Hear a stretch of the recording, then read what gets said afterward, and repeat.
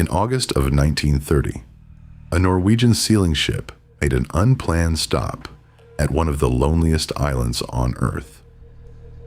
It sits at the far edge of the Arctic Ocean, sealed off by pack ice so dense that in most years no ship can even get close. But that summer, for the first time in decades, the ice had pulled back. On the shore, half buried under snow and gravel, the crew found a canvas boat. Inside it lay tools, journals, and a camera. The film inside that camera was 33 years old, and when a chemist in Stockholm carefully developed it, an entire country finally saw what happened to three men they had spent a third of a century looking for.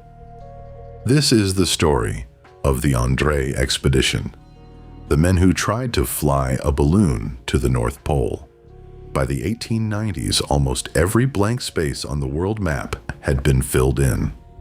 The source of the Nile had been found. The interiors of the continents had been crossed. What remained was the top of the world. Nobody had reached the North Pole, not by ship, not by sledge, and dozens of men had died trying. To Salomon August Andrée, a Swedish engineer, all of those failures shared a single flaw. They had attacked the ice. André's idea was to simply fly over it. On paper, the plan was elegant. A hydrogen balloon, launched from an island north of Norway, would ride the polar winds across the pole in a matter of days and come down somewhere in Alaska or Russia. The idea electrified Sweden. Alfred Nobel, the inventor of dynamite, put up money. So did the king. Newspapers across Europe called it the expedition of the century.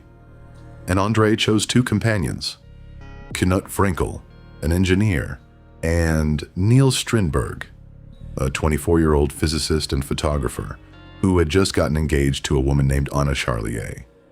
He promised her he'd be back within the year. But the expedition had a problem, and Andrée knew about it before he ever left the ground. The balloon, named the Örnen, the eagle, was made of thousands of strips of silk, held together by roughly 8 million tiny stitches, and every one of those stitch holes leaked. In the weeks before launch, André's own measurements showed the balloon was losing hydrogen far faster than his public calculations claimed. A balloon that could supposedly stay airborne for 30 days might manage a week. He told almost no one. Sweden was watching. Nobel was watching. The king was watching. And Andrée had already aborted one attempt the previous summer, to open mockery in the press. Whatever doubts he had, he kept them off the record.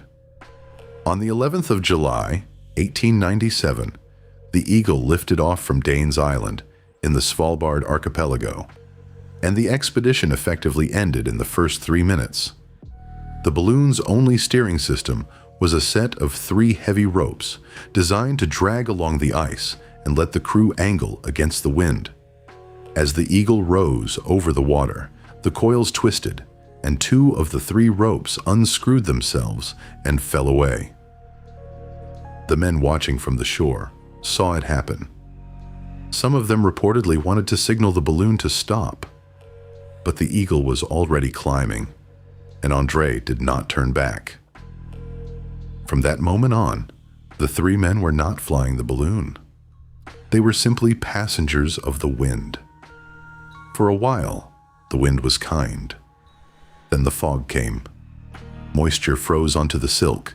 The balloon grew heavier, and the Eagle began to sag toward the pack ice, bumping along the surface for hours at a time. The men threw ballast overboard, sand, buoys, even food. It bought them time, but not much. After 65.5 hours in the air, the Eagle came down on the frozen ocean, about 480 kilometers from where it started.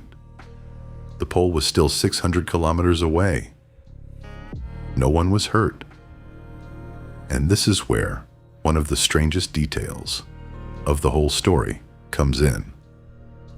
Standing on the ice, hundreds of kilometers from any other human being, Niels Strindberg unpacked his camera, set it up, and photographed the wreck. The image survives to this day. The eagle lying on its side, like a beached animal, two tiny figures standing beside it. He wasn't documenting a disaster. He was documenting an expedition. They still believed they were coming home. They had reason to. The basket carried sledges, a collapsible canvas boat, rifles, and months of supplies.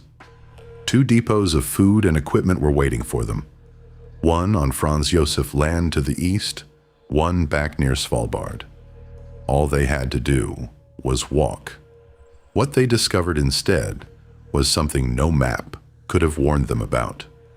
The ice itself was moving. They would march for 10 hours, hauling sledges that weighed well over 100 kilograms each, and make 7 or 8 kilometers of progress, while the ice sheet underneath them drifted 7 or 8 kilometers in the opposite direction.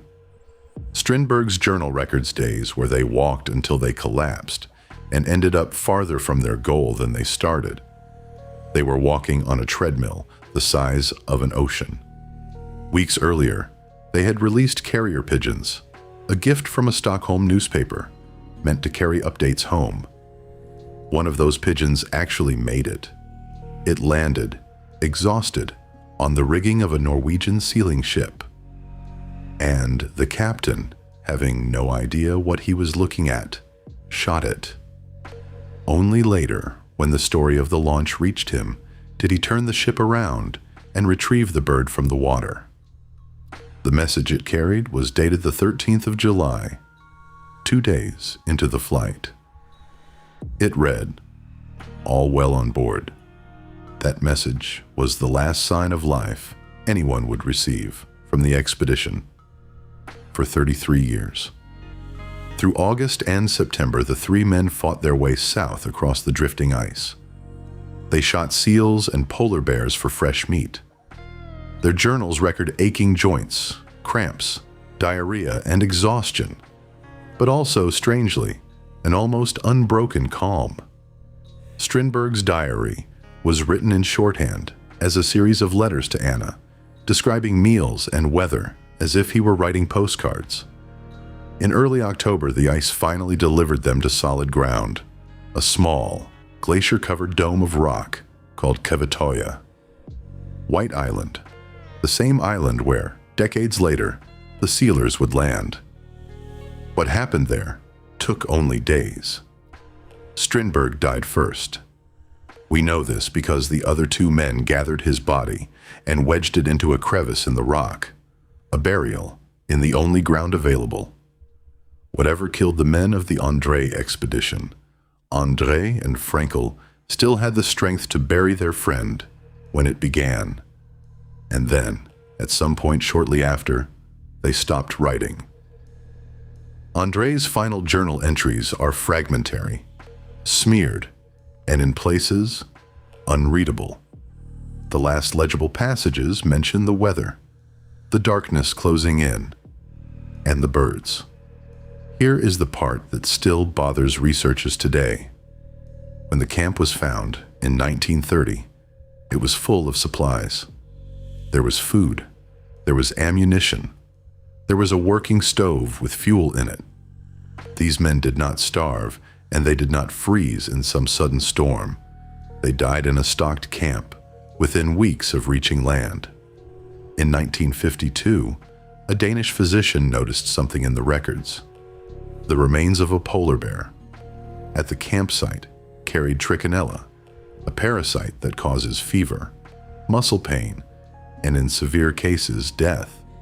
And the men had been eating undercooked bear meat for weeks. Others have pointed to carbon monoxide from the stove inside a sealed tent, or simple exhaustion and hypothermia. The truth is, we will never know for certain.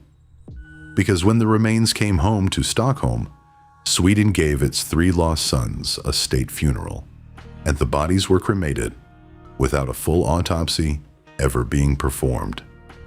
The evidence went into the fire with them, but the film didn't. 5 rolls of exposed negatives had spent 33 years in a metal canister under the Arctic snow, through more than 30 freeze and thaw cycles. By any reasonable standard, they should have been destroyed. A photochemist in Stockholm named John Hertzberg spent months coaxing images out of them, and against all odds, 93 frames survived. The crash, the march, the hunts, the 3 men alive on the ice, looking back at us across 3 decades. The dead had developed their own story. And there is one last detail. Anna Charlier, the fiancé Strindberg wrote his shorthand letters to, waited for him for years before eventually marrying an English teacher and moving abroad. By all accounts, it was a kind marriage. But when Anna died in 1949, her family carried out one final instruction she had left behind. Her heart was removed from her body, cremated separately, sealed in a small silver box, and buried in Stockholm beside Niels Strindberg's grave. It was placed there on the 4th of September, the day he would have turned 75. The Arctic kept their story for 33 years and gave it back almost intact. But it never explained it. Somewhere in those last unreadable pages, 3 men wrote down how their story ends, and the ink gave out before we could read it. If you want to know what the ice has kept from us elsewhere, like the ship that sailed the Arctic alone, with no crew for 38 years, that story is on the channel too. Thanks for watching.